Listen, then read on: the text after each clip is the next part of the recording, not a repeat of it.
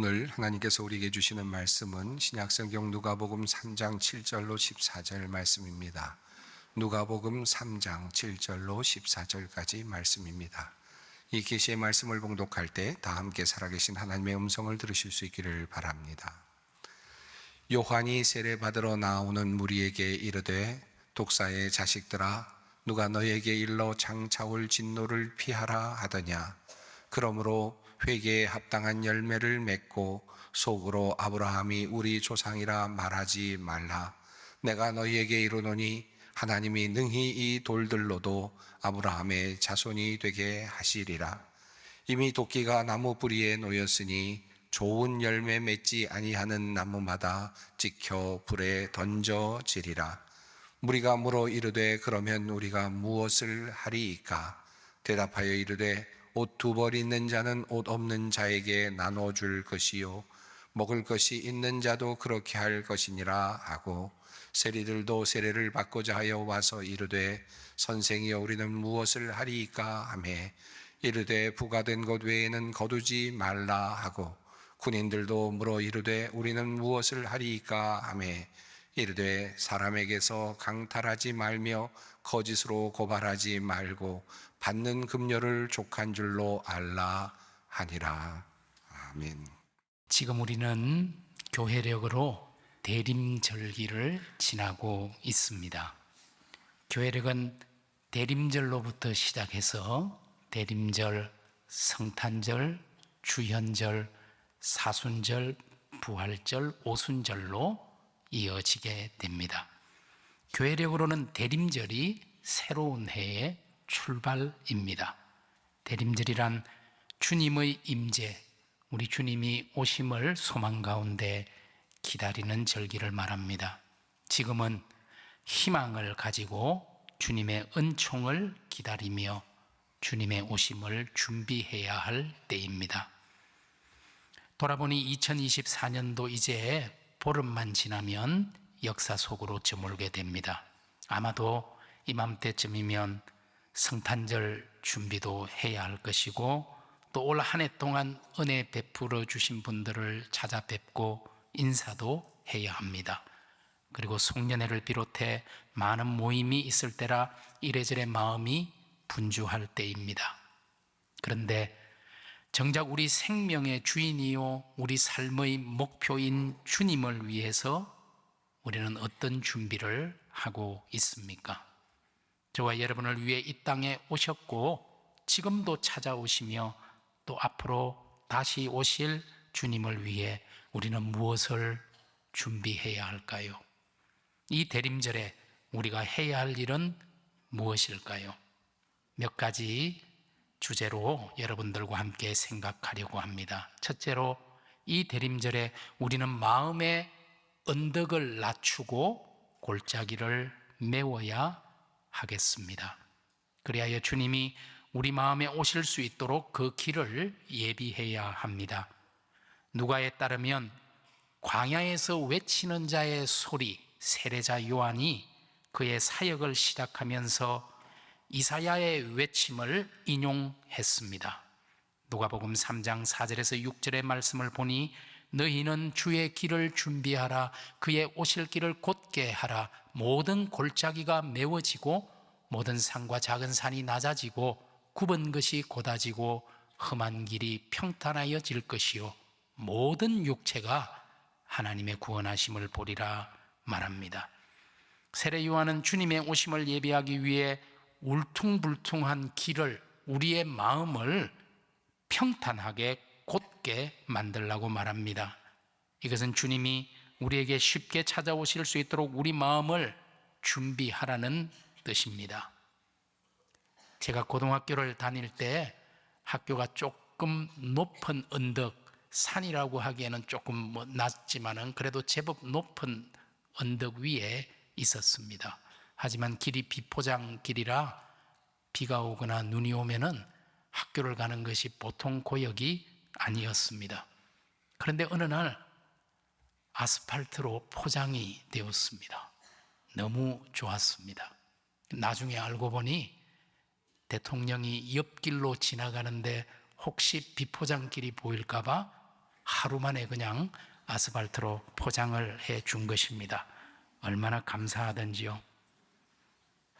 학교를 방문하는 것도 아니고 옆으로 지나가는데도 이 정도로 준비를 했다면 만왕의 왕이신 주님이 우리를 찾아오시기 위해 준비하고 있는데 지금 우리는 어떤 준비를 하고 맞이하며 기다려야 할까요? 성경은 도로 공사를 하고 기다리라고 말하지 않습니다. 우리의 마음을 고르게 하라고 말합니다. 우리 마음에 높아진 언덕은 낮추고 깊이 패여진 골은 메워서 평탄하게 하라고 말하지요.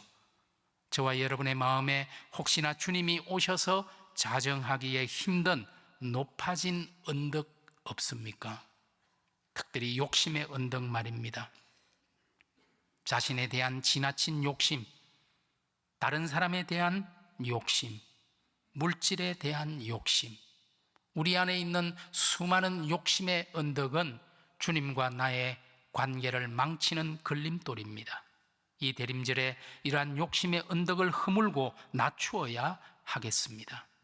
성경 야고보서 1장 15절은 욕심이 잉태한 적 죄를 낳고 죄가 장성한 적 사망을 낳는다고 말합니다. 모든 죄와 죽음의 근원에는 지나친 욕심이 존재하고 있습니다. 자기 자신에 대한 욕심이든 타인에 대한 욕심이든 물질에 대한 욕심이든 지위나 권력에 대한 욕심이든 무엇이든 주님이 오시는데 방해가 된다면 그 욕심의 언덕을 허물어야 할 것입니다.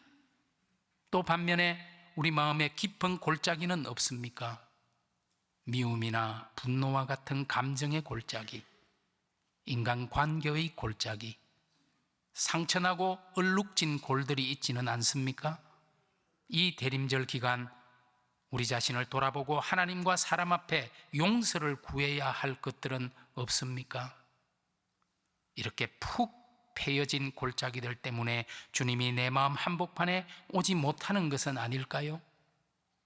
이 대림절 이런 마음의 골을 내가 먼저 나서서 메울 수 있어야 하겠습니다. 잠언 말씀에 성을 빼앗는 사람보다 자기 마음을 다스리는 사람이 진짜 용사라고 말했습니다. 잠언 4장 23절에서도 모든 지킬 만한 것 중에 더욱 내 마음을 지키라. 생명의 근원이 이에서 남이니라 말합니다. 주님의 오심을 기다리는 대림절을 보내면서 우리 마음을 고르게 하고 우리 마음을 다스리고 지킬 수 있는 저와 여러분이 될 수 있기를 소원합니다.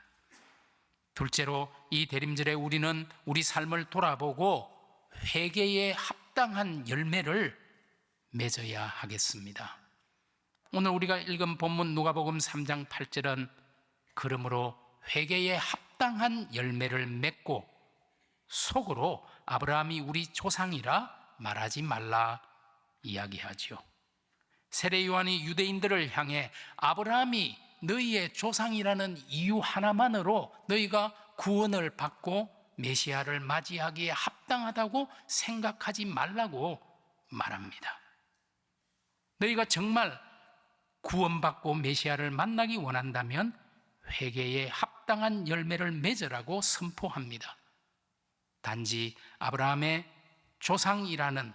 우리의 조상이라는 그 이유 하나만으로는 안 된다는 것입니다. 단지 교회에 출석하고 소속되었다는 이유만으로는 안 됩니다. 단지 예배드리고 기도하고 헌금을 드린다는 이유만으로는 안 됩니다.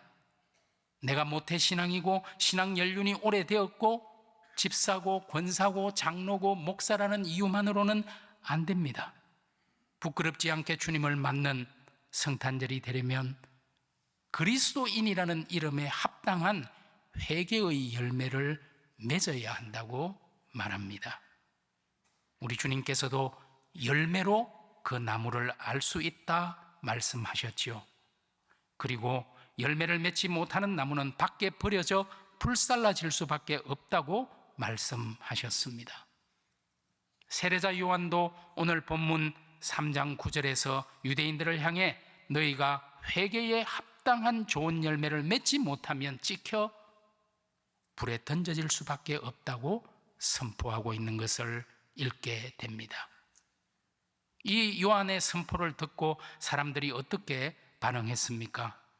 누가복음 3장 10절을 보니 무리가 물어 이르되 그러면 우리가 무엇을 하리이까? 그러면 우리가 무엇을 해야 하겠습니까? 질문합니다. 3장 12절에서 세리들도 세례를 받고자 하여 와서 이르되 선생이여 우리는 무엇을 하리이까? 14절에서 군인들도 물어 이르되 우리는 무엇을 하리이까 질문합니다. 그렇습니다. 우리가 무엇을 해야 하겠습니까? 어떻게 해야 하겠습니까? 이것은 참으로 본질적인 질문입니다. 여러분, 사도행전에서 베드로가 성령의 능력을 받고 하나님의 말씀을 전했을 때 3,000명, 5,000명이 주님 앞으로 돌아오는 기적과 같은 일이 일어났을 때 그때 사람들이 무엇이라고 탄식하며 질문했습니까? 우리가 어찌할꼬? 사울이 다메섹으로 예수 믿는 자들을 죽이러 잡으러 갈 때 부활하신 주님을 만났을 때 꼬꾸라진 사울이 무엇이라고 말합니까? 주님, 무엇을 하리이까? 오늘 우리가 무엇을 해야 합니까? 우리가 주님을 당당하게 부끄럽지 않게 맡기 위해서는 어찌해야 합니까? 질문해야 합니다. 세례 요한의 대답을 들어보십시오. 그는 무리를 향해서 누가복음 3장 11절에서 옷 두 벌 있는 자는 옷 없는 자에게 나누어 줄 것이요 먹을 것이 있는 자도 그렇게 할 것이니라 말합니다. 지금까지의 삶을 버리고 삶의 태도를 바꾸라는 말입니다. 더불어 사는 삶을 살라는 것입니다. 오늘날 이 세상에 헐벗고 굶주리는 사람이 있는 것은 나눔이 잘못되었기 때문입니다. 모자라서가 아니라 분배가 잘못 이루어졌기 때문에 헐벗고 굶주린 사람들이 있는 것입니다. 혹시 내가 많이 가지고 있다면 그것은 가지지 못한 이웃들과 더불어 나누라고 맡겨주신 하나님의 은총입니다. 그것을 나누는 것은 하면 좋고 안 해도 그만인 것이 아니라 반드시 해야 할 우리의 책임이자 의무입니다. 또한 세례 요한은 세리들을 향하여 누가복음 3장 13절에 부과된 것 외에는 거두지 말라 말합니다. 자신의 사욕을 채우기 위해서 부당하게 그리고 과도하게 착취하고 착복하지 말라는 것입니다. 군인들을 향해서도 14절의 말씀에 사람에게서 강탈하지 말며 거짓으로 고발하지 말고 받는 급료를 족한 줄로 알라 대답합니다. 권력과 힘을 이용해서 힘없는 사람을 괴롭히고 축제하지 말라는 것입니다. 결국 세례 요한이 말하는 것은 자기 자리에서 하나님이 원하는 회개에 합당한 열매, 그런 삶을 살라는 것입니다. 세리들에게 세리 직업을 그만두라고 말하지 않았습니다. 군인들에게 군복을 벗으라고 말하지도 않았습니다. 지금 너가 있는 그 자리에서 삶의 태도를 바꾸라고 한 것입니다. 아니, 원래 자신의 자리를 지키라는 것입니다. 이것이 참된 회개의 열매입니다. 회개는 단순히 생각을 바꾸는 것이 아닙니다. 감정을 바꾸는 것도 아닙니다. 회개는 몸을 바꾸는 것입니다. 몸의 변화, 다시 말하면 삶의 변화가 없는 머리만의 변화나 감정만의 변화는 의미가 없습니다. 참된 회개는 머리와 가슴과 함께 몸이 변화되는 것입니다. 바울의 말을 빌자면 우리의 몸을 하나님이 기뻐하시는 거룩한 산 제물로 드리는 것이 참된 예배요, 참된 회개입니다. 이 대림절 기간 우리는 각자가 자신의 자리를 제대로 지켜왔는지 돌아봅니다. 얼마나 내가 가진 이름에 걸맞는 사람이었는지를 돌아봅니다. 혹시나 내가 이름뿐인 그리스도인, 무늬만 그리스도인이 아니었는지를 성찰을 합시다. 이제 우리는 지금 이 자리에서 하나님이 원하시는 삶의 변화, 회개에 합당한 열매를 보일 때입니다. 그럴 때에 우리는 당당하게 부끄럽지 않게 성탄의 주님을 맞을 수 있을 것입니다. 셋째로, 이 대림절에 우리는 무엇보다 우리를 구원하시려고 예수님께서 육신을 입고 이 땅에 오신 성탄의 기쁜 소식을 온 세상에 알려야 하겠습니다. 교회 내의 식구들에게만 알릴 것이 아니고, 교회 내의 식구들에게만 이 기쁨을 나눌 것이 아니라 예수님을 알지 못하는 한 사람 혹은 소외된 한 사람과 이 기쁨을 나눈다면 더욱 뜻깊은 대림절과 성탄절이 될 것입니다. 우리는 하나님께서 이 기쁜 소식을 세상에 전하기 위해 파견한 전령이요 사신이기 때문입니다. 여러분, 오늘 본문 누가복음 3장 1절과 2절 첫 부분을 보시면 당시의 역사적 배경이 상세하게 기록되어 있습니다. 역사가로서의 면모를 잘 보여주는 대목입니다. 여러분, 누가복음 3장 1절에는 5명의 당시 정치 지도자들 이름이 구체적으로 거명되고 있습니다.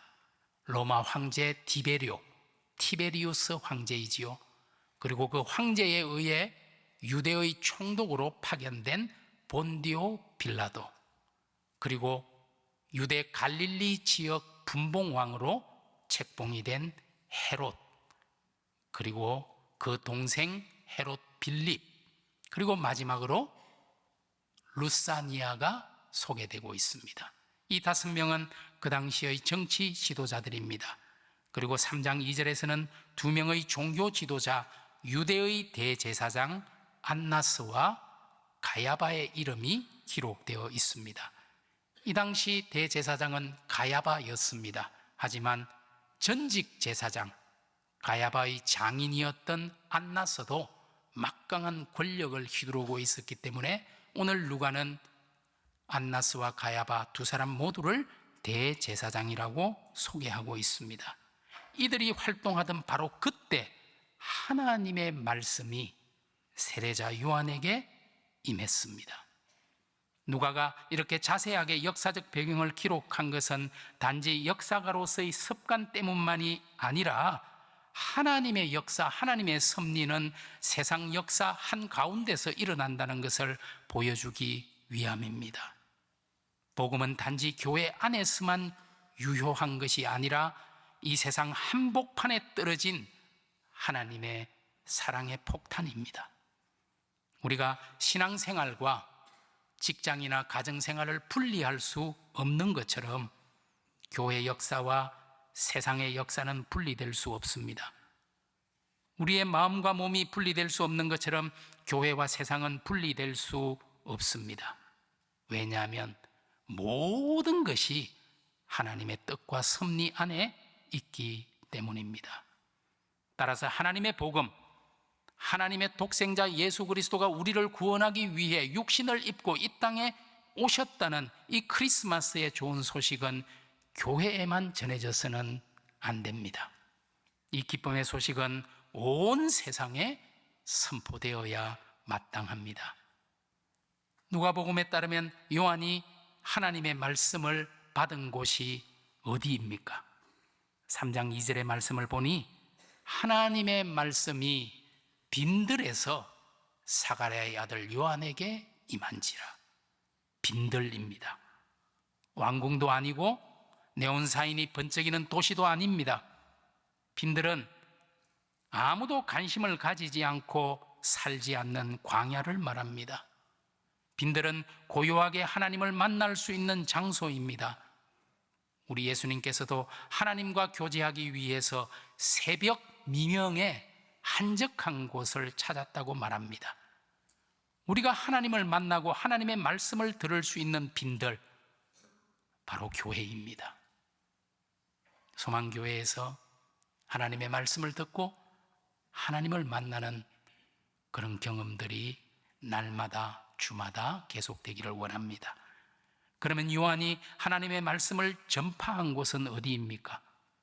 누가복음 3장 3절에 보니 요한이 요단강 부근 각처에 와서 제사함을 받게 하는 회개의 세례를 전파했다 말하지요.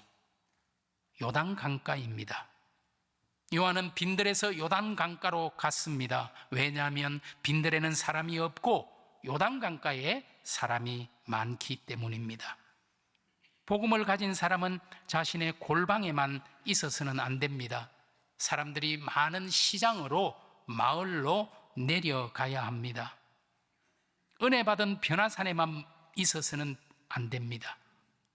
사람들 속으로 들어가야 합니다. 교회에만 머물러서는 안 됩니다. 예수님께서 우리를 위해 이 땅에 오셨다는 이 기쁜 소식을 아직도 모르는 사람들이 많은 세상으로 나가야 합니다. 이것이 복음을 맡은 저와 여러분의 책임입니다. 세상 속으로 나아갈 때 비로소 복음이 복음되는 것입니다. 복음은 교회의 소유물이나 장식품이 아니라 세상을 위한 하나님의 기쁜 소식이기 때문입니다. 세례 요한도 이사야의 예언을 인용하면서 누가복음 3장 6절에 모든 육체가 하나님의 구원하심을 보리라 선포합니다. 복음은 만국 중에 온 세계의 모든 족속에게, 모든 육체에게 선포되고 전해져야 합니다. 이것이 먼저 맡은 우리의 사명이고 교회의 사명입니다. 이번 대림절에는 아직도 기쁨의 좋은 소식을 모르는 사람, 혹은 복음은 들었으나 실망 가운데 있는 사람에게 우리 주님이 우리의 힘이고 노래이고 구원이심을 알리는 대림절기가 되기를 소원합니다.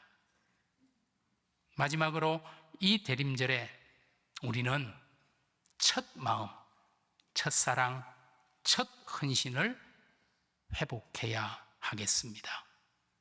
그 순수했던 첫 마음, 그 아름다웠던 첫사랑, 그 열정적이었던 첫 헌신을 회복하자는 것입니다. 주님을 처음 만났던 그 감격과 눈물을 되찾는 시간이 바로 지금입니다. 바빠서, 타성에 젖어서 주님을 향한 우리의 마음마저 무디어지고 메말라 버린 것은 아닙니까?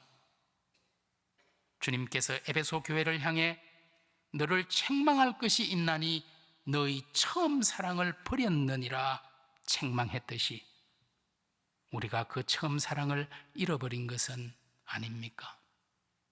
신앙생활에서 가장 무서운 적은 타성입니다. 행여나 우리가 타성에 젖은 그리스도인들은 아닐까요? 아무런 감격도 감사도 눈물도 없이 그저 그렇게 흘러가는 사람들 말입니다.